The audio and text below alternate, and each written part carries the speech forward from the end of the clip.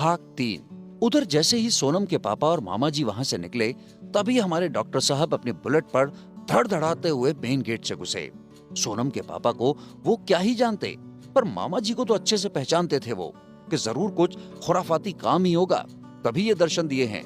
आते ही बाहर से ही माँ को आवाज लगा दी, अरे ये आज इधर का रास्ता कैसे भूल गए, सब ठीक तो है? माँ ने हंस के जवाब दिया, हाँ सब ठीक है, वो तो ऐसे ही घूमने आए थे।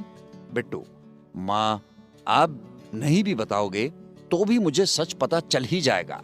माँ, अरे नहीं रे, ऐसा कुछ भी नहीं है जैसा तू सोच रहा है। तभी अंदर से दादी आवाज देती है, बिट्टू, तुझे डॉक्टर नहीं इंस्पेक्टर होना चाहिए था। सीधे काम में भी कमियां निकालता फिरता है।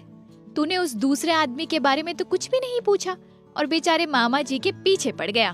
बिट्टू बोला, तो आप ही बता दें कि मामा जी उस आदमी के साथ यहाँ क्यों आए थे? राधिका जी ने कहा, अजीब लड़का है, सुबह का निकला है, एक बार भी चाय नाश्ते के बारे में नहीं पूछा। बस जांच पड़ताल करवा लो इससे।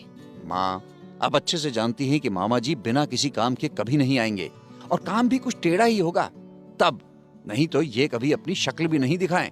बिट्टू मुंह बनाते हुए बोला, अरे हाँ भाई, आए तो काम से ही थे, पर अपने नहीं। और पहली बार ऐसा लगा कि वो किसी अच्छे नेक मकसद से आए थे, तो उनकी हेल्प तो करनी ही थी। राधिका जी ने कहा, तो इस बार क्या हेल्प किया है आपने उनकी? बिट्टू को चिढ़ते हुए बोला।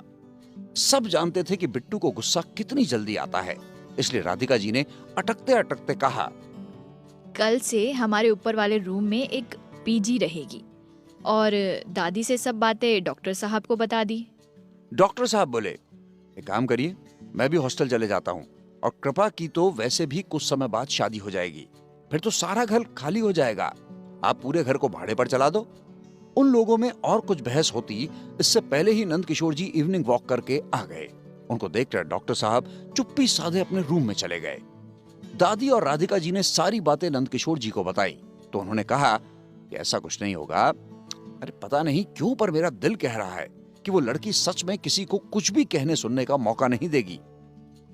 देख लिए आप लोग, ये डॉक्टर साहब हमारे हीरोइन के घर में एंट्री करने पर कितनी नाक भौं सिकोड़ रहे हैं।